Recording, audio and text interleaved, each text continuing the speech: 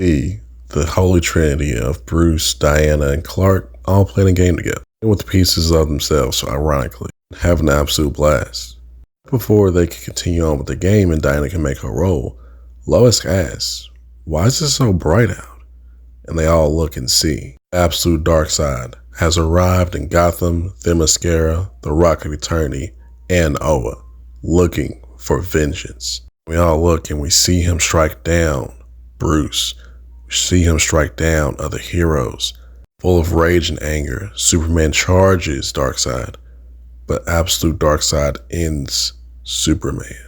But now we appear somewhere new, with the Justice League is looking at the Quantum Curarium, the World Forger, the Time Trapper, Grodd, and Booster Gold. Bruce shows him that there was a text that he received a few days ago. Time Trapper explains that they have managed to combine their powers to rewind time by 7 days. Darkseid has already conquered the future, and right now he's making his way back through time to this moment. And asks, okay, how we stop Darkseid this time?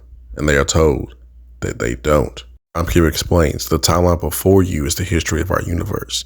The flame ahead of this moment is him. Explored every variation, and no matter what they try, he consumes them all. Everything ends with Darkseid. The heroes are reluctant in saying that there should be something they could do. The Timekeeper tells them one thing: give up and start over, creating a whole new timeline. Everyone will be restarted. Everything will be restarted.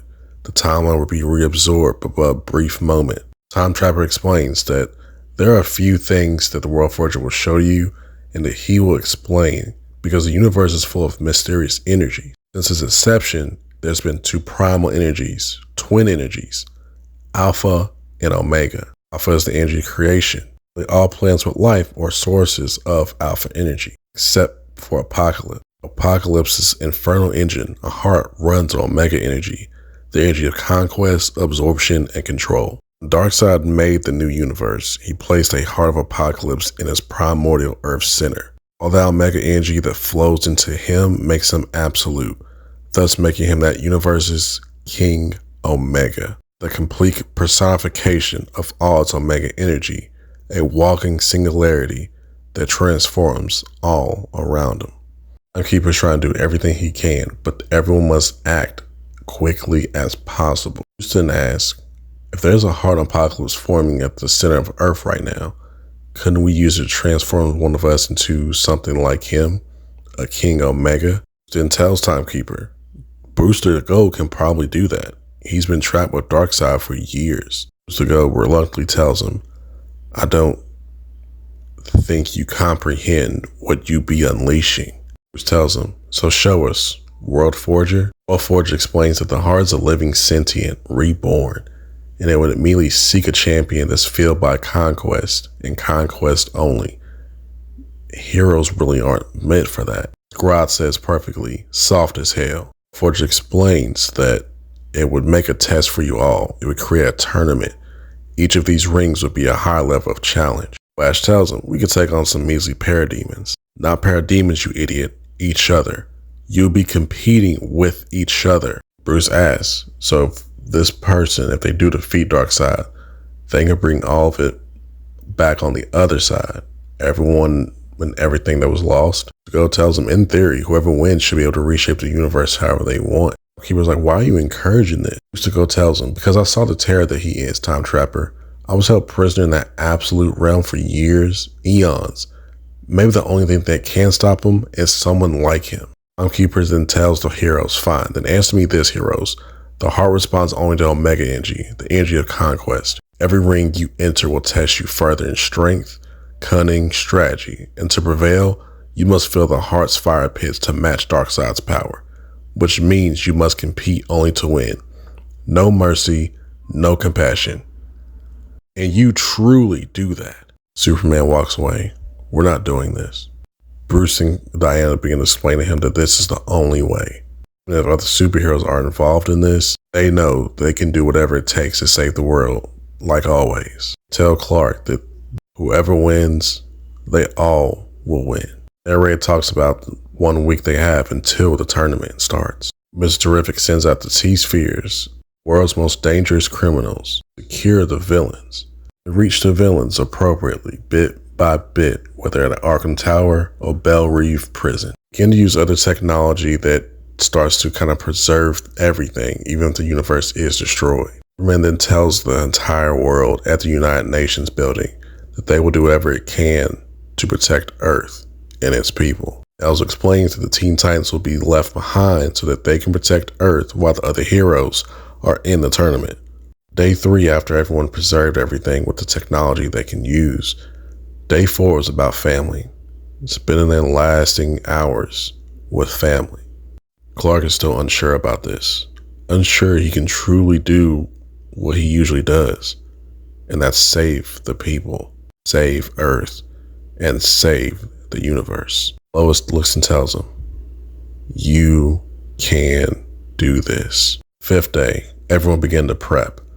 They went to their war rooms. They went and grabbed whatever they could get to improve their offense, their strategy, any defensive measures, everything they could do. 6th day, it's time. With the villains locked away and the world fortified and prepared, they set off. Who's to go, allowing and releasing all the Omega energy, opening up the middle of the earth. Everyone goes straight for it. Opening left just enough for everyone to get through. Each person going in, they are welcomed with a miraculous vision. Every hero suddenly sees themselves winning. It's Blue Beetle, Detective Chimp, Aquaman. Every single one of them feels what it's like to be the heart champion, the soul god, to the universe to bend to them.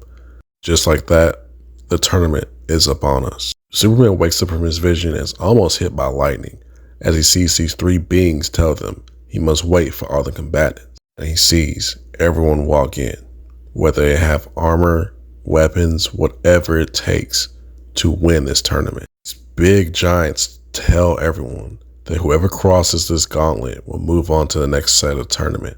The rest will perish, but beware.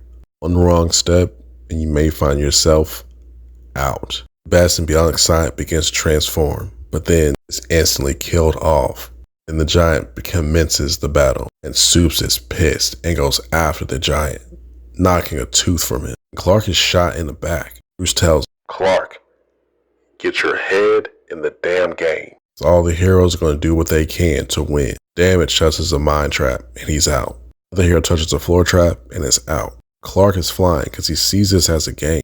Garrett gets through. Then some of the Omega demons begin to come through and killing the other heroes. Some of the other heroes try to go after the other giants to help out the others. Superman's doing what he can to help everyone to get through. Clark's seeing all the different heroes get within the barrier for this next round of the tournament.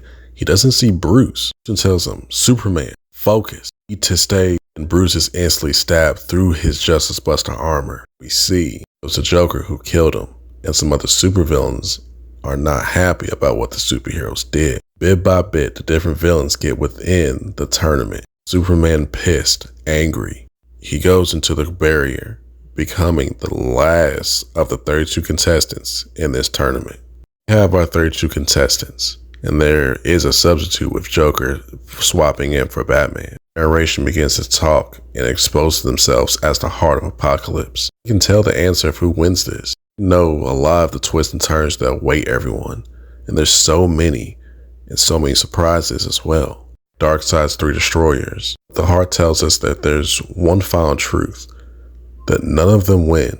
Not Clark, not Diana, or Il. No one wins. What they don't know is that one of their last champions among them is the king himself, Darkseid. Darkseid has taken the form of one of their own. So no, friend, the game isn't beginning. It's already over.